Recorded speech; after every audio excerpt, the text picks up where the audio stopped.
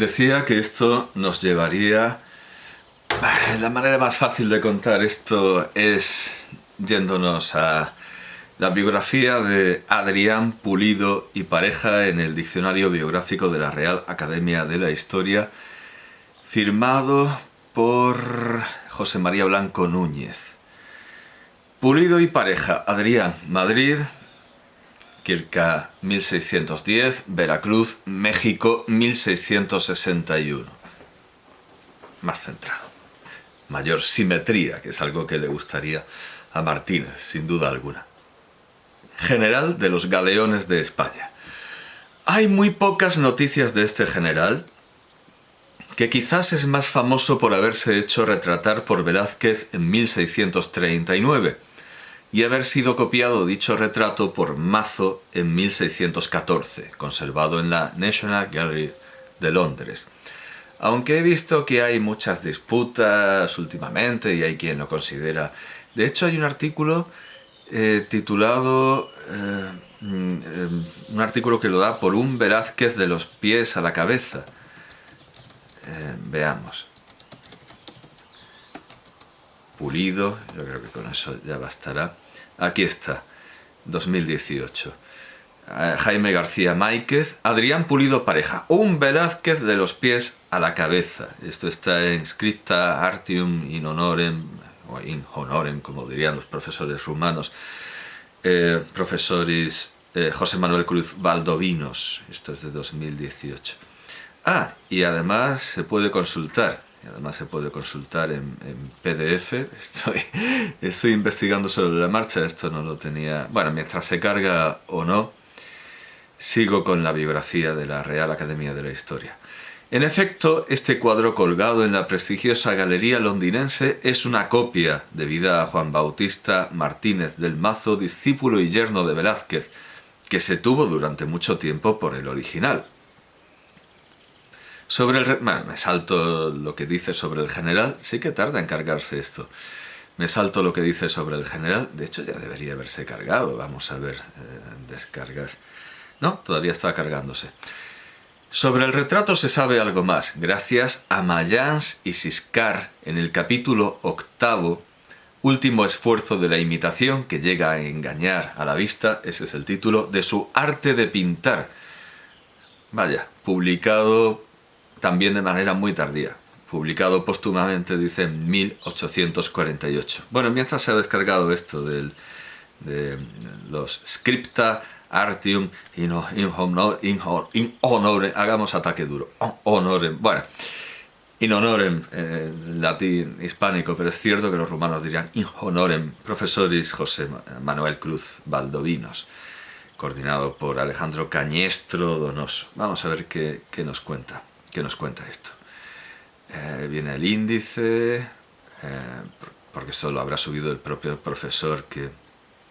no, viene el libro entero, menuda... Bueno, entonces hay que buscar. Vamos a ver, buscar de pies a la cabeza. Vamos a buscar el título. Bueno, esto también va a tardar porque son 1153 páginas. Aquí está, Adrián Pulido Pareja, un Velázquez de los pies a la cabeza, por Jaime García Máiquez, Gabinete de Documentación Técnica, Área de Restauración, Museo del Prado. Dice el resumen. La confusión tradicional entre Velázquez y Mazo nos obliga y ayuda a conocer con mayor profundidad las características de cada uno de estos dos pintores. Se conservan aproximadamente unas 10 obras sensibles de ser del maestro o del discípulo. Ya que el trabajo técnico en ambos casos es muy similar, las diferencias estéticas y de calidad, la precisión en el dibujo, las matizaciones de color o la penetración psicológica son elementos a tener en consideración. No ha dicho nada. El retrato de Adrián Pulido Pareja, National Gallery, Londres, es una de esas pinturas. Los historiadores del arte desde hace un siglo, ya hemos visto la Real Academia de la Historia, lo que dice en su diccionario biográfico oficial, desde hace un siglo han considerado que lo más razonable es pensar que el retrato lo pintó Juan Bautista Martínez del Mazo. En este artículo se plantea volver a mirar la pintura tomando en consideración la antigua atribución a Velázquez. O sea, que tan seguro no está, porque el título dice un Velázquez de los pies a la cabeza. Y dice, no, vamos a plantearnos volver a... Pero no es tan seguro.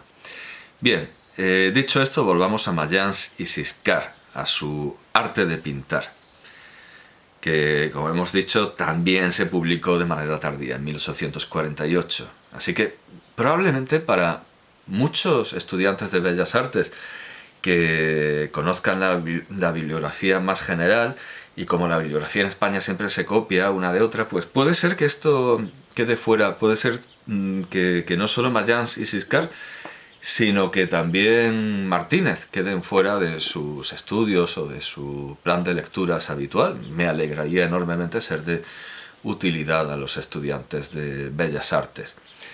Los de Historia del Arte ya deberían saber estas cosas, ya deberían habérselo buscado por sus propios medios, porque lo único que hacen es leer.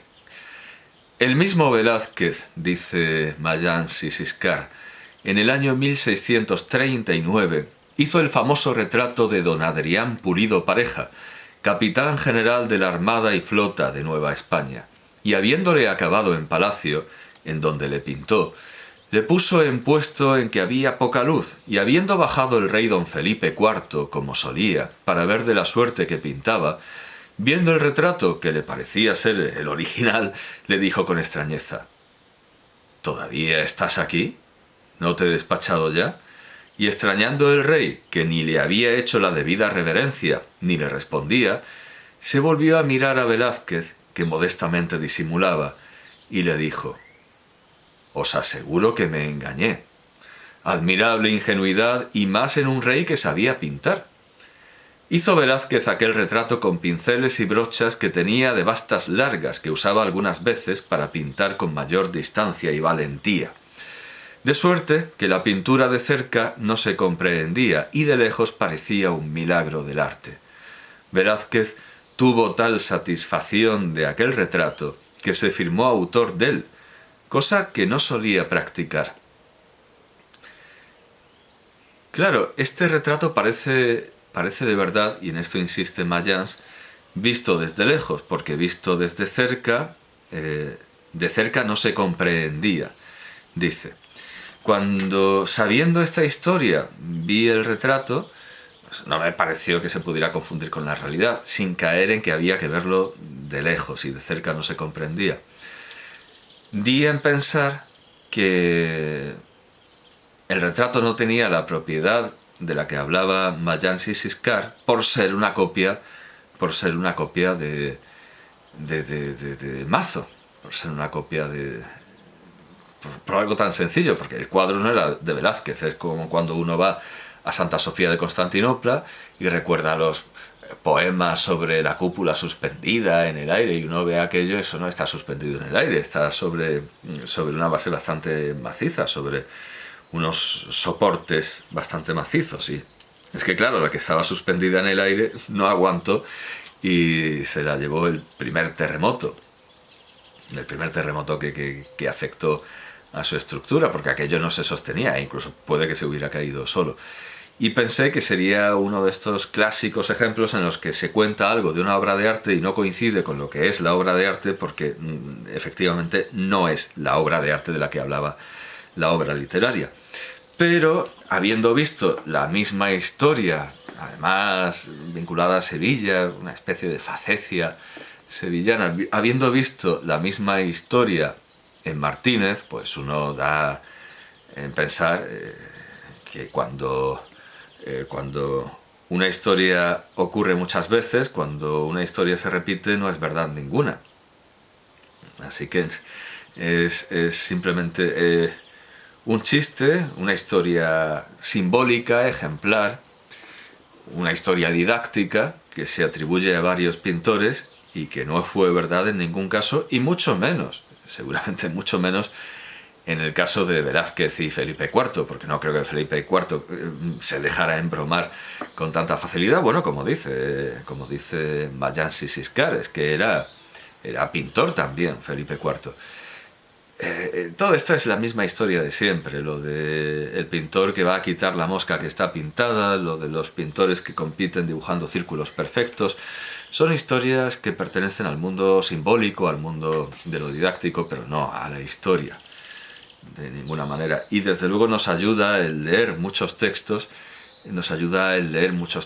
a desentrañar la verdad de las historias. Y en el caso del retrato de cuerpo entero puesto en un aposento sombrío que es confundido, no, desde luego, con todo el tiempo que he dedicado a mostrar historias en las que la Virgen se aparece en una encina y luego se aparecen las bellotas, o de santos que van en un barco de piedra, pues evidentemente cuando pasa muchas veces lo mismo, no pasa ninguna.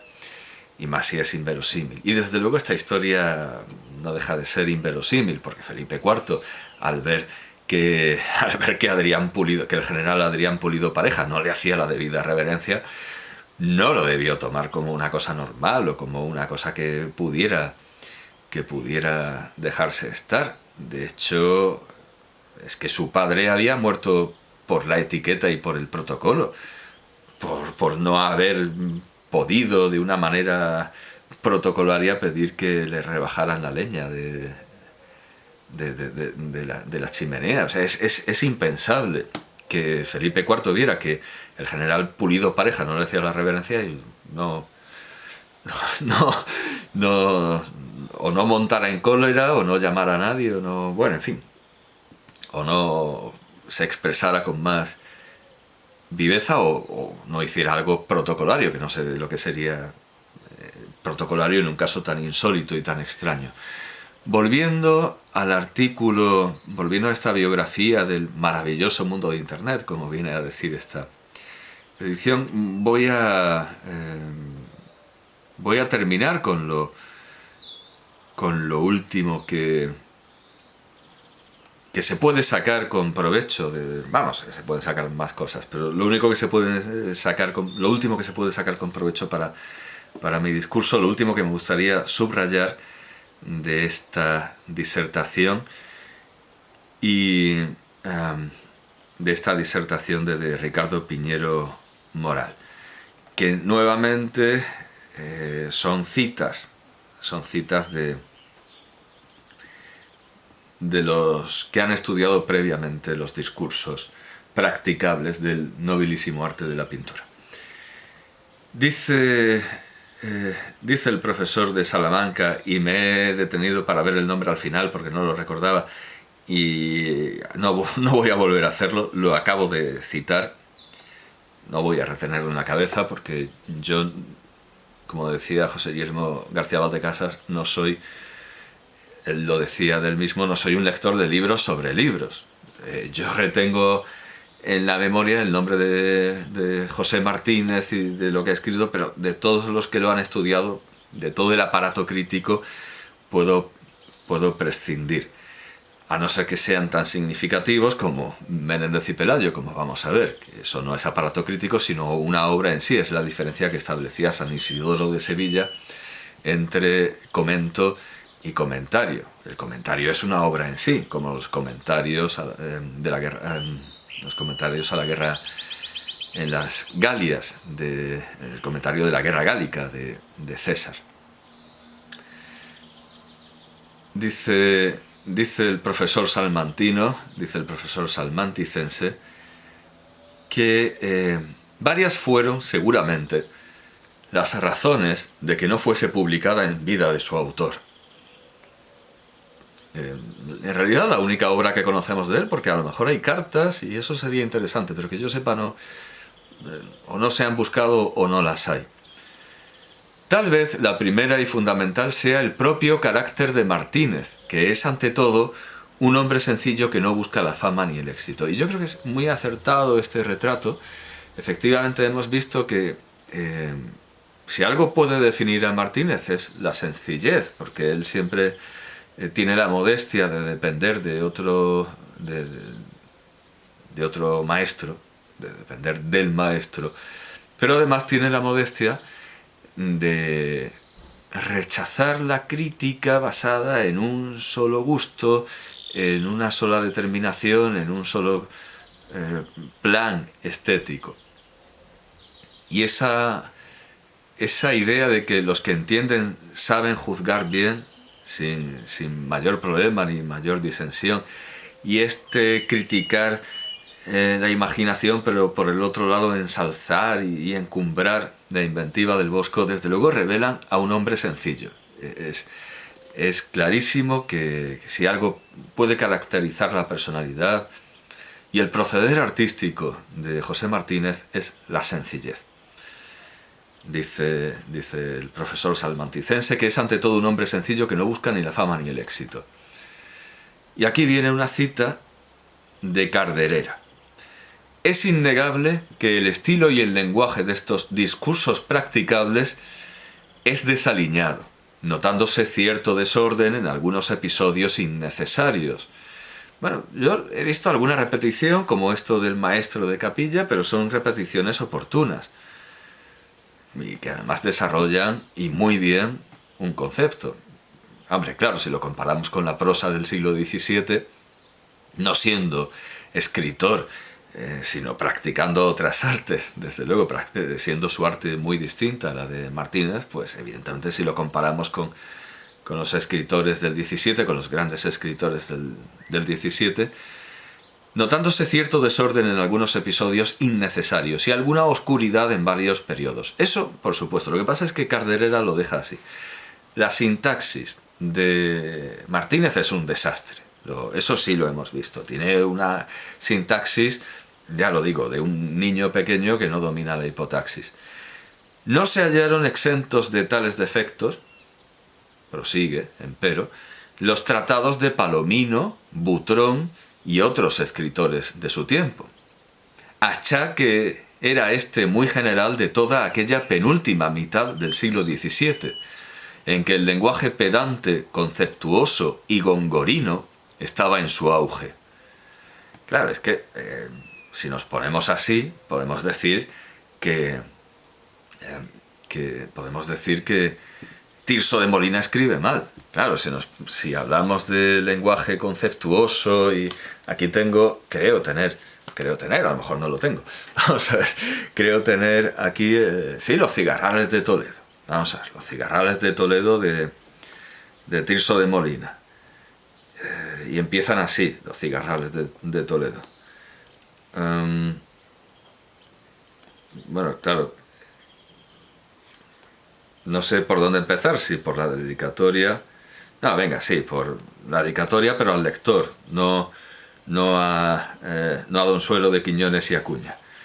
No sé, tú que me estás leyendo, si tienes derecho al título que te doy en el de este prólogo, que es Al bienintencionado. Si te cuadra, alábate por dueño de una ejecutoria tanto más calificada en el tiempo presente cuanto menos puesta en uso. Y si no, en leyendo el sobrescrito, déjame para quien voy, que no es cortesía abrir cartas ajenas y profanar letras aseguradas por el derecho de las gentes en el crédito del nombre a quien se remiten. Pero bueno sería que por no hallar al bien intencionado para quien voy dirigida en tiempo tan estéril de ellos, me quedase virgen y como carta rezagada se malograsen los ratos que gasto en mi contextura. Anda, léeme, no se te dé nada. Bueno, esto es bastante coloquial y llano. No, cuando tenía en mente el principio... Sí, claro, no. Cuando tenía en mente y recordaba el principio de los cigarrales de Toledo, estaba pensando en esto. Regocijada estaba la emperatriz de Europa, Roma segunda y corazón de España, de que en competencia del cielo, cuyas benévolas influencias goza, una noche serena y apacible, guardajoyas de sus 10 recámaras, hubiese sacado a vistas, más ostentativa que otras, el lucido aparador de sus estrellas, cuya claridad participada hacía las veces del sol, pues como virreinas suyas sustituyen en su ausencia. No las echara menos Toledo, aunque otras veces se atreviera la oscuridad, sumiller de sus cortinas, a echar las ordinarias de sus nubes, pues en su emulación esta noche había coronado sus altas torres, elevados capiteles, antiguos muros, ventanas y claraboyas, con lo más lucido del cuarto elemento que cebado en el blanco artificio de las abejas por ver... ¿Qué es esto? ¿Qué es esto? Claro, si nos ponemos así, si nos ponemos a criticarlo con Gorino y pues, Tirso de Molina escribe mal. Así que tampoco... Lo único que yo critico de Martínez es esa sintaxis gongorina en la que hay poco respeto por los nexos. Es lo único que le critico, el poco respeto por los nexos. Por lo demás, no me parece tan desaliñado y si es preferible el aliño, el excesivo aliño de Tirso de Molina, bueno, pues no sé con qué carta quedarme. No sé a quién dar la razón ni qué preferir. Fortuna es que el artista, desprovista su memoria o ignorando las 1000 sentencias de autores griegos y latinos, no haya plagado su libro de ellas como hizo Palomino y algún otro. Así, la pluma de Martínez aparece aquí con la ingenua sencillez y sobriedad del hombre modesto. Bueno, pues Carderera también lo ve. Palomino es un hombre modesto. Al parecer, y sigue el profesor de Salamanca, al parecer él simplemente escribe este texto para aleccionar a su señor y discípulo don Juan de Austria y no ve por ello la necesidad de publicarla. De lo que sí hay evidencia es de que la obra, aun no estando editada, sí tuvo cierta difusión entre algunos talleres, aun estando ahí en la Cartuja. Es destacable el hecho... Sí, pasa un camión para regar las calles. Después de la cera de las procesiones está bien. Es destacable el hecho de que siendo una obra eminentemente práctica y técnica, nunca reduce el arte a meras consideraciones formales, sino que siempre apunta hacia la búsqueda de un fundamento, ya hemos visto la unidad, sobre el que diseñar toda una estética general. Y aquí cita Menéndez y Pelayo, la historia de las ideas estéticas en España. No reduce el arte a las noticias, historia, ni a las prácticas, técnica, sino que admite una estética general que llama fundamento del arte y raíz cuadrada de la inteligencia. En ninguno de nuestros escritores de artes plásticas encontramos una división tan completa y bien razonada. Y luego el profesor salmanticense lo relaciona con León Battista Alberti, tanto el tratado sobre la pintura como el de la arquitectura, con Palladio, con Vasari, por supuesto, del que se aprovecha muchísimo, se aprovecha tanto como Ceán Bermúdez de Martínez, Leonardo da Vinci y Durero. Sí, Durero también tiene mucha importancia en este tratado, así como Pino, Lomazzo, Giglio. Pero no por ello olvida algunas temáticas muy relevantes, muy relevantes de su propio momento. La obra arranca con una dedicatoria a don Juan de Austria, auténtico y principal destinatario de la misma, galicismo. Y a renglón seguido se dirige al estudioso amador de la pintura. Y la clasificación que da de los tratados es la de Carderera, no la de esta... edición basada directamente en el manuscrito. Bien, Ricardo Piñero Moral, ese es el profesor cuyo nombre había olvidado. Y ya digo que retengo más bien el nombre de José Martínez y Lurbez, porque al final es Lurbez, no es... no es Lurbe. En la primera... Bueno, sí, Giuseppe Nicolás Martínez Lurbe, pero hemos visto... Sí, o sea, Lurbe en esta edición, pero hemos visto en las biografías clásicas que es Lurbez. Entonces ya está, pondré Lurbez y José Martínez. Como digo, estando editado de una manera tan tardía, y dependiendo claro, en España siempre sale nueva bibliografía, nuevos descubrimientos, y lo que hacen es copiar y copiar y copiar a cosas que al final remiten al siglo XIX, y si en el siglo XIX no estaban suficientemente despiertos como para darse cuenta de las nuevas ediciones de Mayans y Siscar, nuevas ediciones en el sentido absoluto, ediciones al fin del tratado de Mayans y Siscar, del tratado de los discursos de Martínez, pues puede ser, como digo, puede darse el caso de que algún profesor de la pintura y que algún profesor de pintura, no solo algún practicante, algún maestro que se dedique a pintar, sino algún profesor que se dedique a enseñar, desconozcan estos discursos practicables del nobilísimo arte de la pintura. Así que me alegraría enormemente si alguien sacara de aquí, si no el provecho de entenderlo, que lo he intentado hacer entender esta obra, por lo menos el beneficio inmediato de conocerlo.